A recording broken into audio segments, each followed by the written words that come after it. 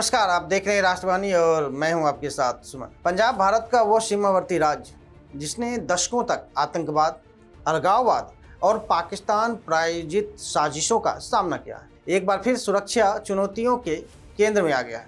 भारत पाकिस्तान सीमा से सटे इस संवेदनशील राज्य को अस्थिर करने की कोशिशें लगातार होती रही, लेकिन भारतीय सेना, सुरक्षा एजेंसियों और देश की मजबूत राजनीतिक इच्छा शक्ति ने हर बार दुश्मन के मंसूबों को नाकाम किया है। पहलगाम आतंकी हमले के बाद भारत द्वारा चलाया गया ऑपरेशन सिंदूर हो, या फिर पुलवामा के बाद की गई सर्जिकल स्ट्राइक हो, या फिर सीमा पार आतंकी ठिकानों पर निर्णायक कार्रवाई हो, भारत ने हमेशा यह साबित किया है कि आतंक के खिलाफ उसका रुख कठोर और स्पष्ट है। लेकिन खतरा केवल सीमा पार से नहीं है, बल्कि देश के भीतर सक्रिय हुए आतंकी और अलगाववादी नेटवर्क भी हैं, जो पाकिस्तान की खुफिया एजेंसी यानी आईएसआई के इशारों पर भारत की आंतरिक शांति को नुकसान पहुंचाने की कोशिश करते हैं। इसी कड़ी में अब पंजाब में एक बार फिर खालिस्तानी उग्रवाद की आहट सुनाई दी है।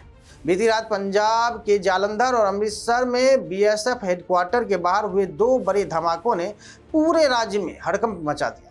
मंगलवार रात लगभग 8:15 पर जालंधर स्थित बीएसएफ मुख्यालय के बाहर खड़ी एक स्कूटी में जोरदार विस्फोट हुआ, जिसकी आवाज करीब 1.5 किलोमीटर तक सुनाई दी।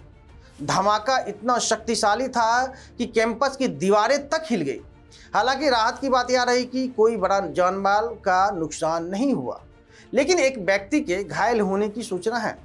वहीं स्कूटी चालक को हिरासत में लेकर पूछताछ की जा रही है। इसके करीब 2.5 घंटे बाद रात तकरीबन 10:50 पर अमृतसर के खासा क्षेत्र में भारत पाक सीमा के नज़दीक बीएसएफ हेडक्वार्टर के बाहर दूसरा धमाका हुआ। प्रारंभिक जांच के अनुसार बाइक सवार 2 नकाबपोश हमलावरों ने विस्फोटक सामग्री बीएसएफ परिसर की ओर फेंकी, जो दीवार से टकराते हुए फट गई। इन दोनों घटनाओं ने सुरक्षा एजेंसियों को हाई अलर्ट पर ला दिया है। सूत्रों के मुताबिक इस हमले की जिम्मेदारी खालिस्तान लिबरेशन आर्मी नामक उग्रवादी संगठन ने ली है, जो लंबे समय से भारत विरोधी गतिविधियों में सक्रिय माना जा रहा है। बताया जा रहा है कि संगठन के पाकिस्तान की आईएसआई से गहरे संबंध हैं और पंजाब पुलिस की डीजीपी ने भी आशंका जताई है कि इन हमलों के पीछे पाकिस्तान समर्थित आतंकी नेटवर्क की भूमिका हो सकती है।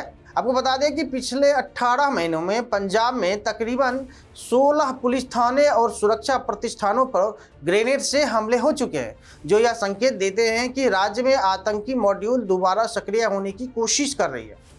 वहीं विशेषज्ञ मानते हैं कि ऑपरेशन सिंदूर की पहली वर्षगांठ पर भारत की आतंकवाद विरोधी सफलता ने वैश्विक संदेश के बीच पाकिस्तान समर्थित तत्वों द्वारा इस प्रकार के हमले करवाना एक प्रतीकात्मक प्रतिक्रिया भी हो सकती है। ये बात डीजीपी का भी कहना है, ताकि भारत के भीतर भय और अस्थिरता का वातावरण बनाया जा सके। हालांकि इस पूरे मामले में पंजाब की राजनीति को भी गरमा दिया है। मुख्यमंत्री भगवंत मान ने इस धमाकों को लेकर बीजेपी पर तीखा हमला बोलते हुए कहा कि यह पंजाब चुनाव से पहले भय और हिंसा का माहौल बनाने की रणनीति बीजेपी की है। उन्होंने आरोप लगाया कि बीजेपी चुनावी लाभ के लिए समाज में तनाव पैदा करती है। वहीं भाजपा के राष्ट्रीय महासचिव तरुण चुघ ने मुख्यमंत्री भगवंत मान की सरकार पर सीधा हमला करते हुए कहा कि पंजाब में कानून व्यवस्था पूरी तरह से ध्वस्त हो चुकी है। उन्हें राज्य की पुलिस की क्षमता पर सवाल उठाते हुए और मांग की कि सुरक्षा व्यवस्था को केंद्रीय एजेंसियों के हाथों में सौंपा जाना चाहिए। बीजेपी का आरोप है कि आम आदमी पार्टी सरकार के दौरान राष्ट्र विरोधी और अलगाववादी तत्वों को खुली छूट मिली हुई है, जो राष्ट्रीय सुरक्षा के लिए गंभीर खतरा बनता है।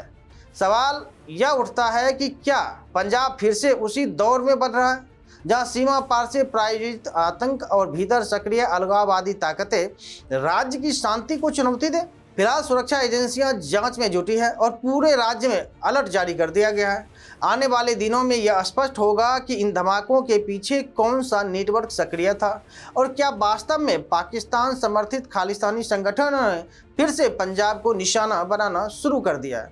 लेकिन इतना तय है कि भारत अब आतंकवाद के खिलाफ पहले से कहीं अधिक मजबूत, सतर्क और निर्णायक है, और पंजाब की धरती पर अशांति फैलाने की हर साजिश का जवाब उसी शक्ति से दिया जाएगा।